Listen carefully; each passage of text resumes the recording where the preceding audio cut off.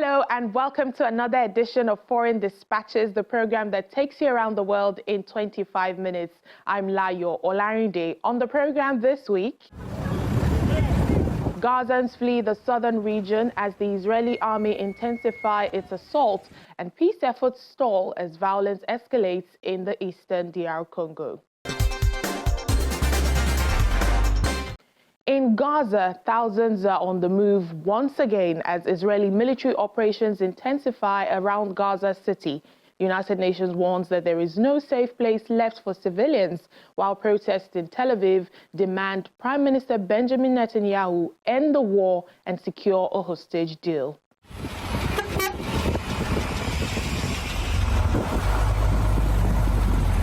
Families flee Gaza City, walking with their belongings,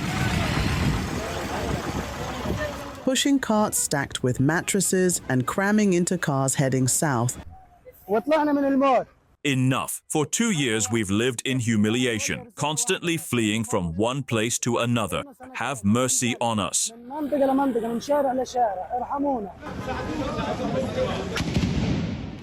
The Israeli army has declared Gaza City a dangerous combat zone, launching operations on its outskirts. In August, Israel's security cabinet approved a plan to seize full control of the city, a move widely condemned by the international community. We have in Gaza nearly 1 million people between the city and the northern governorate who basically have nowhere to go, have no resource even to move. If the military operation takes place in the middle of this population, this will add again even more suffering, kill even more people, and it's a total disaster. Today there is no other place than Al-Mawasi for the people to go, because the rest of the Gaza Strip are in military zone with active fighting taking place. The war, now in its 23rd month, has left more than 63,000 Palestinians dead, according to Gaza's health authorities. Israel launched its campaign after Hamas's October 7th attack killed 1,139 people and kidnapped more than 200 others. The UN says more than 800,000 people have been newly displaced since March. Famine is now a grim reality, with children the first to suffer. Famine is no longer a looming possibility. It's a present-day catastrophe. People are dying from hunger. Families are being torn apart by displacement and despair. Pregnant women are facing unimaginable risks. And the systems that sustain life, food, water, healthcare, have been systematically dismantled. These are the facts on the ground. And they are the result of deliberate decisions that defy basic humanity.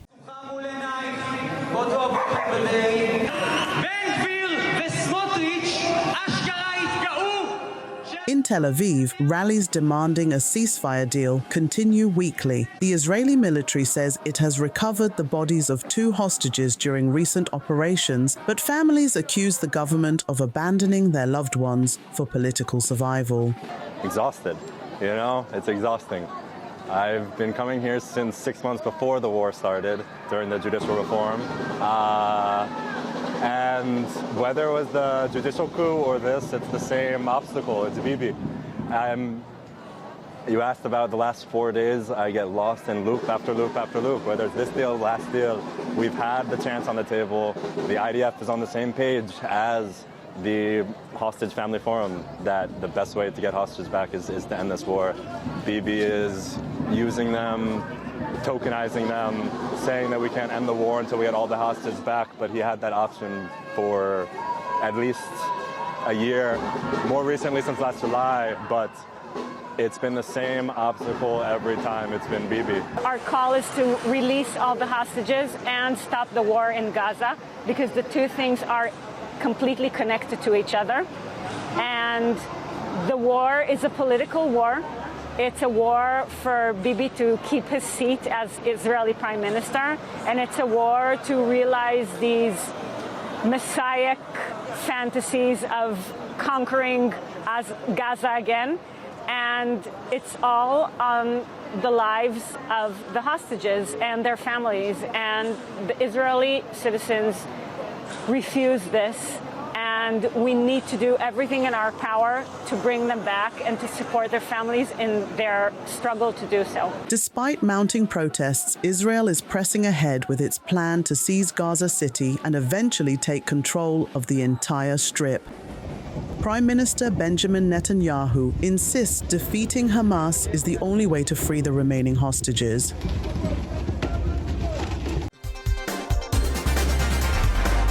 The plight of the Rohingya is back in focus. India has begun deporting refugees from Jammu to Myanmar, drawing sharp international condemnation.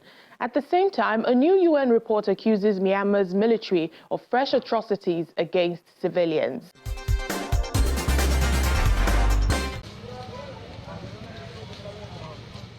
In Jammu, makeshift Rohingya camps stand on the margins of society. Flimsy shelters, open rubbish pits, and no clean water or sanitation. After the genocide in Myanmar, we came here only to survive. We did not come to take land or stay forever. India has stepped up deportations since May, sending some Rohingya to Bangladesh and others directly back to Myanmar. Authorities call them illegal immigrants and say deportations are legal under the Foreigners Act. The Supreme Court has refused to intervene, ruling Rohingya have no right to reside in India. But rights groups say the policy is inhumane and violates international norms. We live in fear of deportation every day. Our children have no school. We have no money, no food. Life here is a struggle. The Rohingya, a stateless Muslim minority, have endured decades of persecution in Myanmar. Most fled during a 2017 military crackdown the UN has described as genocidal. This week, the UN Human Rights Office released a new report warning that atrocities are continuing. Since the escalation of hostilities in Rakhine, hundreds of thousands more people have been displaced. The United Nations estimates some 150,000 Rohingya have fled to Bangladesh since November 2023, joining nearly 1 million already taking refuge there. The military and the Arakan army have acted with near complete impunity, enabling the recurrence of violations in an endless cycle of suffering for the civilian population. Videos and pictures show death, destruction, and desperation, distressingly similar to images that we already saw during the 2017 atrocities committed by the military against the Rohingya. UN officials estimate nearly a third of Myanmar's population, over 15 million people, face acute food insecurity in 2025, driven by conflict and instability. Since the time in which this report was written, the situation has continued to worsen. It's not just a question of airstrikes and the continuing use of heavier and heavier munitions in the conduct of airstrikes, but it's also now the growth of ground operations throughout the country by the military, designed specifically to consolidate its control or to expand its control in strategic areas prior to elections that were announced to start in late December this year. The UN is calling for the situation in Myanmar to be referred to the International Criminal Court, with India deporting refugees, Bangladesh overwhelmed, and Myanmar still unsafe. The Rohingya remain trapped in a cycle of statelessness and persecution, with nowhere left to go.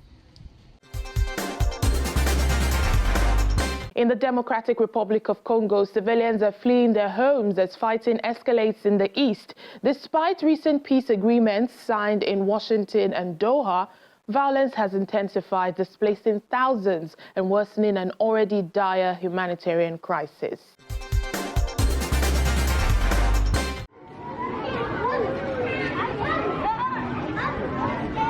In eastern Congo's Rutshuru territory, families continue to run from their villages.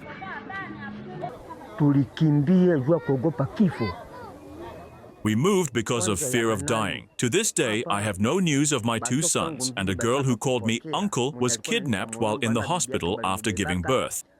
Residents like Gilbert accuse armed groups of killing civilians indiscriminately. Others say life in displacement camps has brought new hardship and danger. Everyone led a peaceful life in their village, but today we are forced to live as we never wanted. I can go to the field and, by bad luck, find a soldier who might harm me. Human Rights Watch says M23 fighters executed more than 140 civilians across 14 villages in July, warning the toll may exceed 300. The group called it one of the worst atrocities by M23 since its resurgence. M23 has denied the allegations, calling them fabricated, but said it is open to an international investigation. Turning to the worsening situation in the eastern part of the Democratic Republic of the Congo, our humanitarian colleagues say that insecurity is on the rise in the Jugu territory in Ituri province.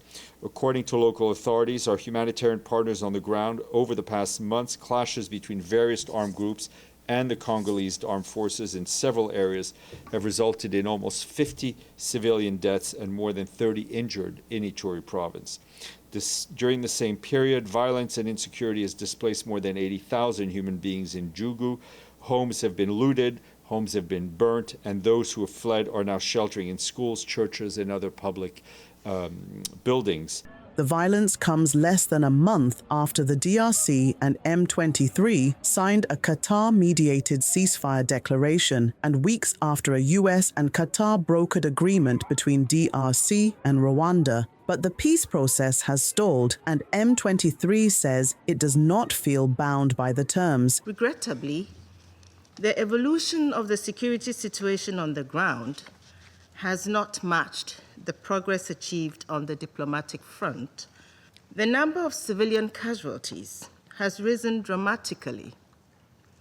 Humanitarian workers are risking their lives to provide limited assistance to a population whose needs continue to grow. Today, 5.9 million Congolese are internally displaced, including 1 million in North Kivu and 1.5 million in South Kivu. Families are repeatedly uprooted, caught in a cycle of fear and constant displacement. This relentless instability not only erodes social cohesion, but threatens any prospect for long-term peace and recovery. The DRC accuses Rwanda of backing M23, allegations Kigali denies. The latest report by the United Nations group of experts on the Democratic Republic of the Congo undoubtedly highlights the structural link between the M23 and Rwanda. It also establishes that Rwanda provides active military and logistical support to this armed movement, directly fueling ongoing massacres, causing massive forced displacement of the population and exacerbating the persistent destabilization of Eastern Democratic Republic of the Congo. These crimes have a clear ethnic dimension. The United States has condemned the attacks and urged both sides to respect their agreements. The United States, Mr. President, the United States fully expects the DRC and Rwanda to uphold their obligations, to cease hostile acts, and resolve disputes by peaceful means through the Joint Oversight Committee established by the June 27th Peace Agreement. We also expect the DRC and M23 to act in good faith under the Declaration of Principle signed in Doha, in which both sides committed to a permanent ceasefire. The Washington deal calls for a joint security mechanism within 30 days and the withdrawal of Rwandan troops within 3 months. But with little progress toward a truce, hopes for peace are fading, while civilians in Rutshuru continue to bear the heaviest cost. When Foreign Dispatches returns, we take you to the ancient Syria village of Shinshira, a remarkable archaeological site scarred by war, but still alive in local community life. Please stay with us.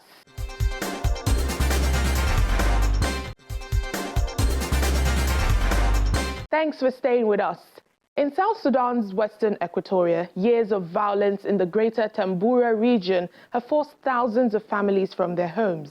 UN peacekeepers are stepping up their patrols to protect the civilians, but residents say only reconciliation and lasting peace will allow them to return.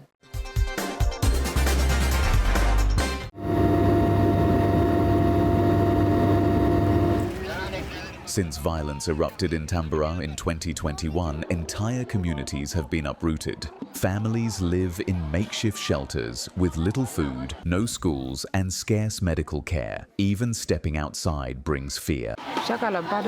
Since the conflict started, we are not happy. We are not even safe here in the camp. There is no way to get food and people are being killed. If they catch you in the garden, you will be killed as if you are a criminal. For me, my husband has passed. I am here with my children who are orphans. Who will help me with these children?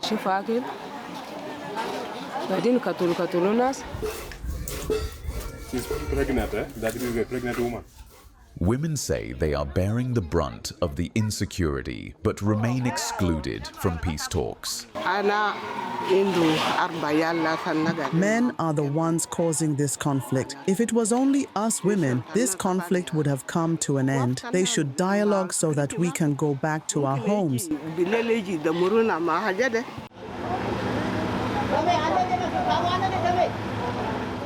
The UN mission in South Sudan has increased patrols around 6 camps in Tambura to reassure civilians.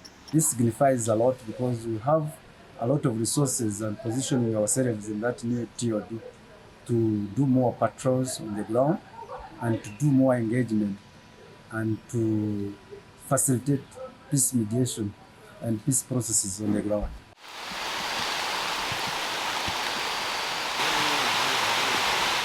Despite peacekeepers' presence, displaced families say what they need most is reconciliation and lasting peace.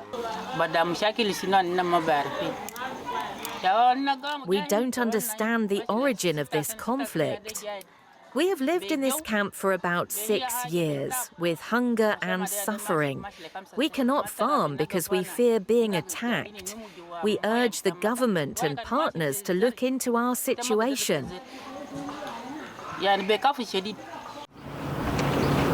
The UN says without renewed political will, the 2018 peace agreement risks unraveling, leaving civilians in Tambura and across South Sudan trapped in fear with little hope of returning home. There has been a continued erosion of the gains previously made in the peace process, including of the trust and confidence built among the parties to the revitalized peace agreement.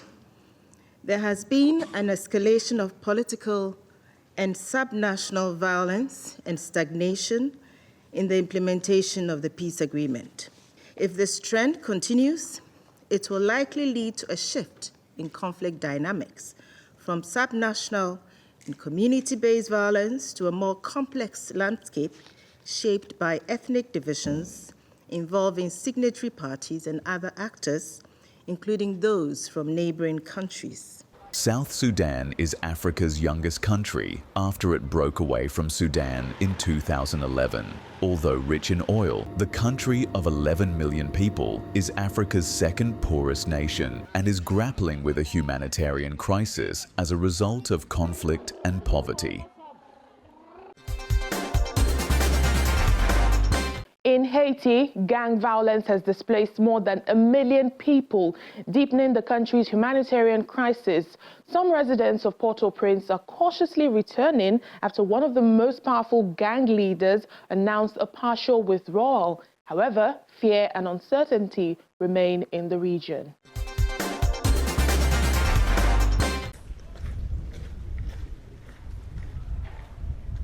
In Port-au-Prince, some families have begun returning to neighborhoods they abandoned months ago after house fires and looting.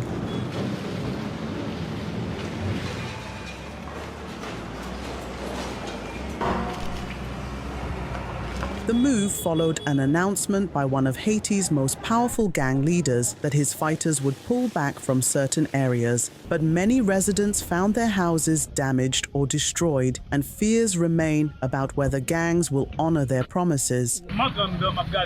Where we are now, there is no life. We sleep in crowded quarters, with arguments and noise at all hours. In this neighborhood, peace does not exist. At the United Nations, Secretary-General Antonio Guterres urged the Security Council to act without delay and approve an international force with UN logistical and financial backing. I urge all authorities to implement the handover protocol nationwide, end the detention of children for alleged association with armed groups, ensure access to specialized services, including for survivors of sexual violence, and guarantee accountability for all perpetrators. I call on this Council to prioritize the protection of children. I urge the Council to act without delay and authorize an international force supported by the United Nations through logistical and operational backing and predictable financing. Children remain the most vulnerable in Haiti, making up about half the membership of armed gangs. Most alarming is the almost 700% rise in cases of recruitment of children, alongside a 54% increase in killing and maiming. Keep in mind that these are just the cases we have been able to verify. We believe the true figures are likely much higher. In 2024, the number of reported cases of sexual violence against children rose by 1,000% over the previous year. The United States and Panama have put forward a draft resolution to create a gang suppression force and a UN support office to coordinate resources. However, funding remains a major obstacle. We have a humanitarian response plan. It's only funded 9%. It's the lowest level of funding for any response plan in the world. And it's 900 million. We are not talking about the biggest response plan either. So that is, of course, a big frustration. But also we have a sanctions regime that was introduced in 2022. We have an arms embargo, similarly introduced in 2022. We have the multinational security support mission that has been on the ground for a year, but not given the tools or the size needed to actually perform its role. So that is actually very frustrating. We have tools, but the response for the international community is just not at par with the gravity on the ground. Haiti has been without a president since the assassination of Jovenel Moïse in 2021, leaving a power vacuum that gangs have filled. The UN estimates 5,600 people were killed in 2024 alone, with gangs controlling as much as 90% of Port-au-Prince. And finally, in northern Syria, the ancient village of Shinshira, once called the City of Joy and Neighbor of the Moon. Despite years of conflict, its ruins continue to draw attention and remain part of the local community life. Take a look. On the eastern slopes of Jabal al-Zawiya in Idlib, the ruins of Shinshira reveal remnants of ancient homes, churches, and carvings dating back nearly 2,000 years. Shinshira was built between the 1st and 7th centuries AD. It includes Byzantine and Roman sites, with several churches. The most notable is the Northern Church, built on the ruins of a Jewish temple. Its watchtower once had 3 stories. Only 2 remain today. Once home to over 800 residences, only about 150 survive after centuries of invasions, looting, and war. During Syria's conflict, some were used as shelters for displaced families. This place was always a retreat. Families gathered here in spring, and tourists even came by donkey. I remember one woman crying, saying, "This is where our ancestors lived." The site features Byzantine inscriptions, Greek crosses, olive presses, sarcophagi, and 6 churches, including one converted from a Roman temple. A small medieval mosque also stands nearby, but war and illegal excavations have deepened the damage. Today, Shinshira is part of the Sergila Archaeological Zone, one of Syria's UNESCO World Heritage Sites placed on the World Heritage in Danger List since 2011. And that's it on the program today. Remember, you can catch all our top stories and more on channelstv.com. Thank you for watching. I'm Layo Olarinde.